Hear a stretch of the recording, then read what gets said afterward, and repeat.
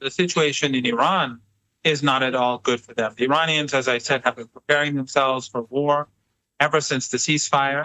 They brought in new weapons, they're developing technologies, but also the Iranian people, George, they have a new confidence that exceeds what, you've been to Iran, but it exceeds what I've ever seen before. Because now they know that they can go toe to toe with the superpower and all its proxies and allies in the West and in the region, and come out on top and defeat the United States.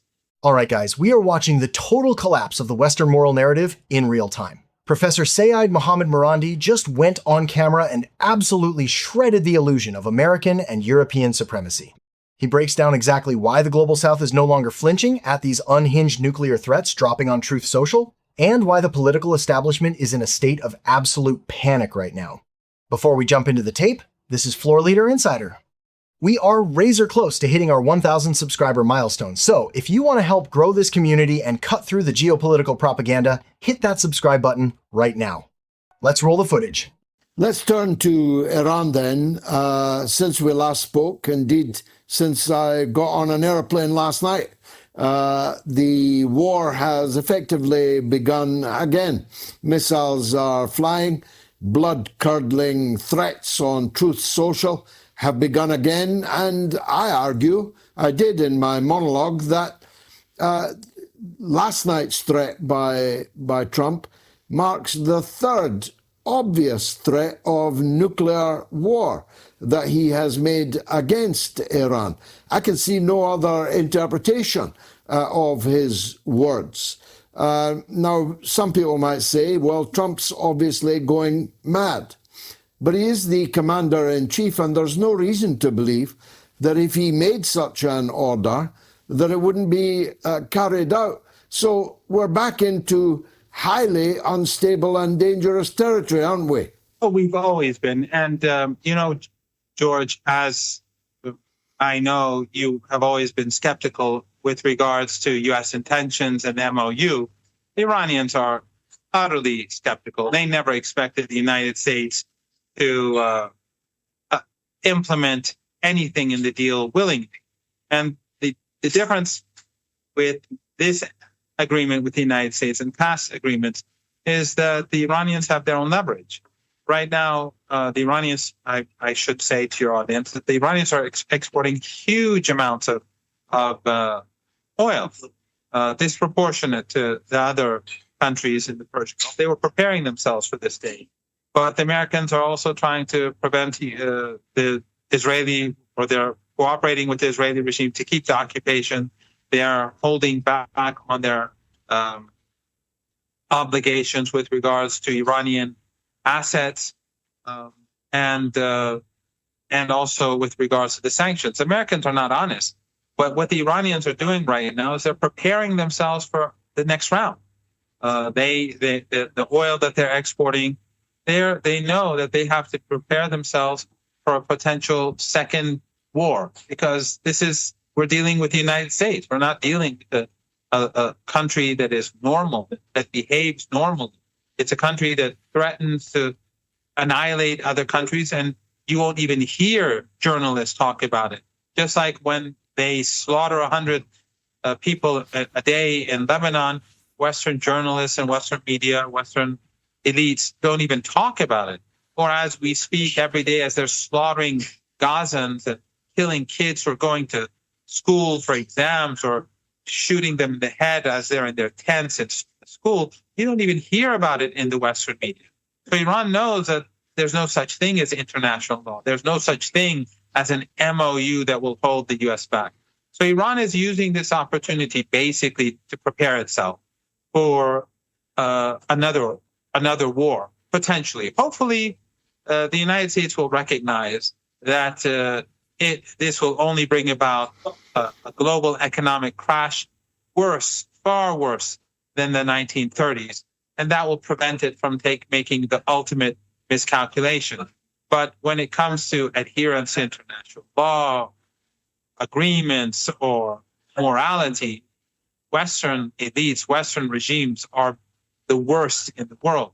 But one thing that I wanted to just add to the previous response to the question, my response to the previous question, George, is that Ayatollah Khamenei, the martyr Ayatollah Khamenei, who I believe is the greatest martyr for Palestine, alongside Sayyid Hassan Nasrallah, his funeral will also be held in Iraq. In other words, he will have a funeral in Iran, but he will also be taken to Iraq, and there will be funerals held there, and then he'll be returned to Iran. And I think people should keep their eyes on the streets of the cities where they carry out his funeral, and I think it will be an important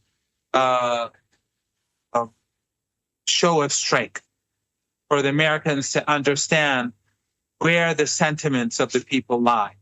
And I think it will be a very important moment, not only in Iran, it will be this coming in the next few days, but also in Iraq. So I think Americans will have to take note. All right, I have to pause it right here, because we cannot let this point slide. Did you hear that? If any nation in the Middle East casually threatened nuclear annihilation on social media, the corporate press would run wall-to-wall coverage, calling them a rogue state that needs to be neutralized immediately. But when Washington does it, the media just treats it like regular political theater. The establishment expects the rest of the world to bow down to international law, while the US acts as a completely irrational actor that honors zero agreements. But the dynamic is shifting. The rest of the world isn't cowering anymore, they are preparing. Let's jump back in and listen to how Europe is actively laundering this violence. There are now important obstacles for Trump in resuming the war. The economic situation you have alluded to, but the Senate has now finally passed a resolution limiting Trump's ability to do so. But two other things more important than that. The support for the war in America has fallen to some 22%. And the time between now and November and the midterms is exceedingly short, of course, getting shorter by every day. So it would not in any way be a cost-free decision by Trump, never mind the cost on the ground once it had happened. Oh, absolutely, George. And not only is the situation in the United States not at all in favor of war or Trump or the Zionists, but also the situation in Iran is not at all good for them. The Iranians, as I said, have been preparing themselves for war ever since the ceasefire.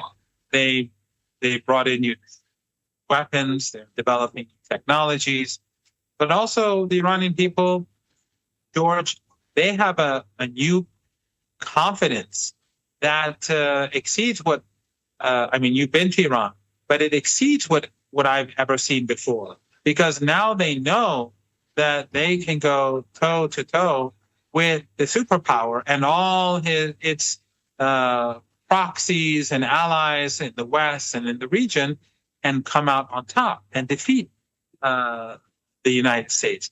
Now the Iranians feel much more confident about their capabilities. And this is the first time that they've actually gone to war in such a way before. They've tested their capabilities, they've tested their strategies. So Iran, this is not the Iran of 4 months ago. And the United States is by no means the United States of 4 months ago. But at the same time, we have to keep in mind that the Zionists are desperate and the Israeli regime is desperate and Netanyahu is desperate. So everything is possible. But I think it is also suicidal because everyone hates, Trump himself, we know, says that everyone hates Israel, everyone hates Netanyahu. And as the economic situation in the United States goes downhill, and that is what experts are saying, that during the next 3-4 months, things are going to get more difficult. If the United States pushes for further war, people across the United States are going to become even more angry and outraged, and they'll know who to blame. They'll know that it's Netanyahu. They'll know that it's the Zionists.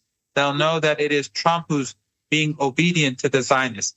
I think this is all, in the long run, suicidal for the Zionist project, for the Zionist regime, for the Zionist lobby. Quite so. Now, on the subject of allies, it turns out that it was not just the quisling regimes in your own region that were assisting Trump's insane war effort. Ruta, in order to palliate the anger of Donald Trump about the attitude of NATO and the European allies, unwisely in some cases, divulged to camera that actually all of the NATO allies were facilitating hundreds, thousands of flights to bomb your people, kill little children, destroy civilian bridges, and so on. He was forced to say that in order to try and calm Donald Trump down.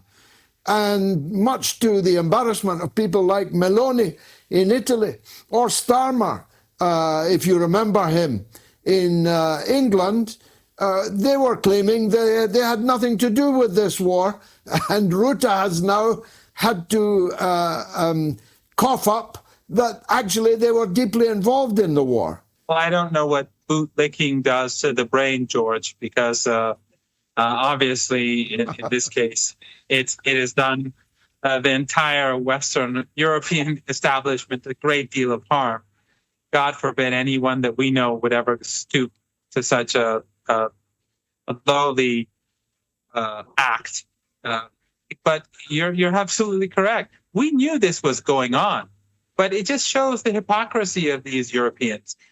Remember Joseph Borrell when he spoke about Europe being the garden and the rest of the world being the jungle? Well, that's how it works. In the garden, they load the missiles onto the jets, and then they send them off to bomb the jungle. Just like it reminds me of the war. I'm not old enough to remember it directly, but in documentaries, the war in Vietnam, when you'd see those bombers flying overhead and just dropping bombs on forests. It was obvious that they were just slaughtering ordinary people. They were just targeting ordinary people. But that's the jungle. So the garden, they can wipe out women and children. And we shouldn't be surprised. I mean, no one should be surprised.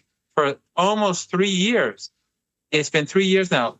Have you heard the Israeli regime being sanctioned by any of these European governments? Has any European parliament turned against the Israeli regime to sanction it, to ban their imports or exports? No, not at all. Why? Because they're all in it together. The UN, after 3 years, almost 3 years, says that it's genocide. We knew this almost 3 years ago. But finally, I'm not saying that these 4 experts at the UN did not try, but the UN as an institution, they prevented the word genocide from being used until now, until hundreds of thousands. I mean, some estimates say that almost 700,000 Gazans have died as a result of what's happened in Gaza. They say that the aid that gets into Gaza is so much less, and that it indicates that the number of people in Gaza are much less than there were 3 years ago. So when the UN is like that, when for 3 years we've been seeing the Europeans support genocide and not once sanction the Israeli regime, of course we should expect them to help the Americans bomb our schools, bomb our hospitals, bomb our ambulances, bomb our civilian apartment blocks in Tehran and get away. Finally, Professor, and I'm always grateful for your time, what can one say about the government of Lebanon and the agreement that they have now made with Netanyahu and the United States? I mean, I never had a high opinion of them, as you can imagine, but I never thought that they would be so low, or rather so bold as to do this. Because I say bold because this cannot end well for them. You know, George, these are traitors to their own country. You can only see these stories in 18th century history books, how the comprador class would assist the empire in colonization. The brown sahibs, as Malcolm X would put it, the house slaves. You shouldn't expect anything from these people. They were installed by the Americans to do the bidding of the United States, and that's what they did. They gifted southern Lebanon to the Israeli regime. It's as simple as that. But unlike some people, and maybe I'm wrong, but I think that these things are a good thing because they expose these people.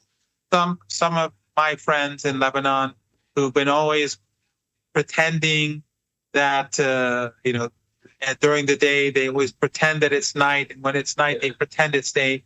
They can't hide the reality. When they tried to justify the prime minister of Lebanon for the president of Lebanon, now they can't do that anymore. And these friends or these acquaintances, let me call them, they're silent. They have no way to justify this treason.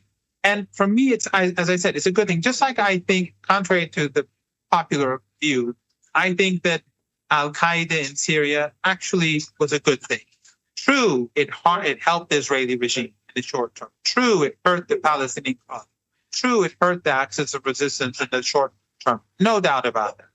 But it exposed those who were supporting these Al-Qaeda people in London. You've been forced to leave the UK. You're in exile now. But these people who are supporting Al-Qaeda and ISIS in London, in New York, in Washington, these so-called pro-Palestinian activists, many of them, where are they now? Why is their Al-Qaeda regime doing nothing to help the Palestinian people? Why is it not trying to retake the territory that was stolen, not the Golan Heights, the territory that was stolen after the fall of the former government of former President Assad? Why don't they do anything?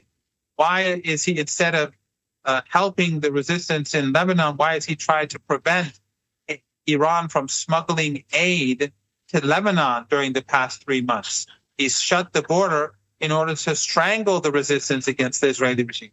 All of this helps to expose the plots and conspiracies of the West, the CIA, Assad, whether it's in Beirut or whether it's in Damascus. And I think in the months ahead, we are going to see a greater awakening, and people will better recognize that how the United States and the Israeli regime manipulate these organizations, these terrorist groups, how they control them, how they manipulate and control people that they install in power, and how all of these people, whether they're extremists, ISIS and Al-Qaeda people, or they're secular people wearing suits and ties, they're all the same.